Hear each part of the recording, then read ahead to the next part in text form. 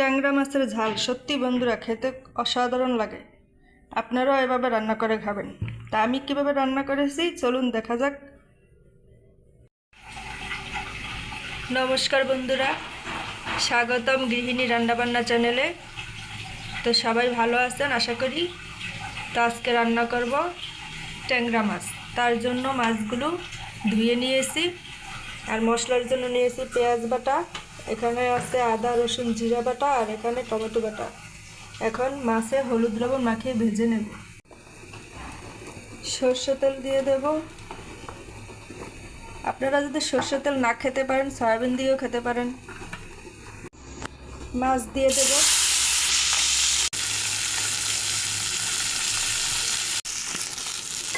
এই যে দেখুন আমি লাল লাল করে ভেজে নিয়েছি, এখন উঠিয়ে নেব।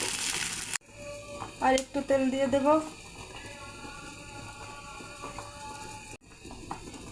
বেটে রাখা মশলাগুলো দিয়ে দেব।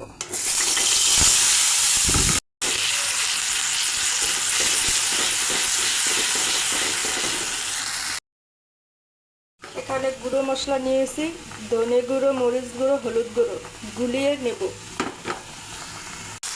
এখানে মশলাটা ভালো করে কষিয়ে নেব।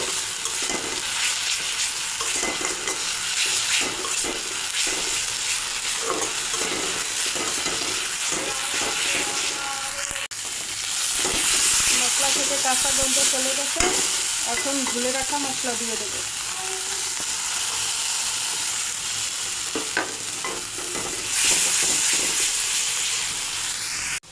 পরিমাণ মতো লবণ। মশলাটা আবার ভালো করে কষিয়ে নেব।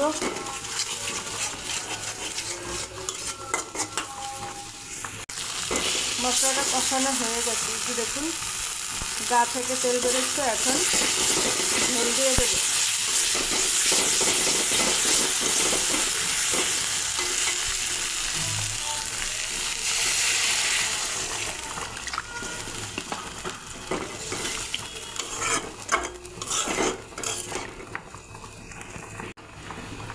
এই যে দেখুন ঝোল ফুটে উঠেছে, এখন ভেজে রাখা মাছ দিয়ে দেব।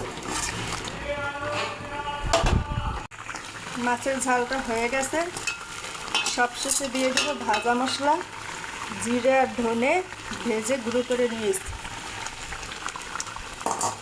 এই মশলাটা দিলে স্বাদটা আরও দ্বিগুণ হয়ে যায়। আপনারাও ওইভাবে ডিমে ভরা ট্যাংরা মাছ রান্না করে খাবেন। এই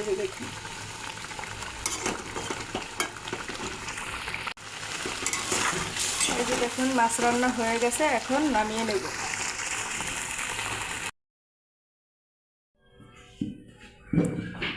এই যে আমার ট্যাংরা মাছের ঝাল হয়ে গেছে।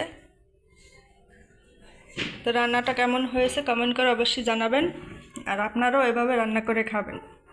আর ভিডিওটি ভালো লাগলে অবশ্যই সাবস্ক্রাইব করবেন। ভালো থাকুন, সুস্থ থাকুন। এই পর্যন্তই, নমস্কার।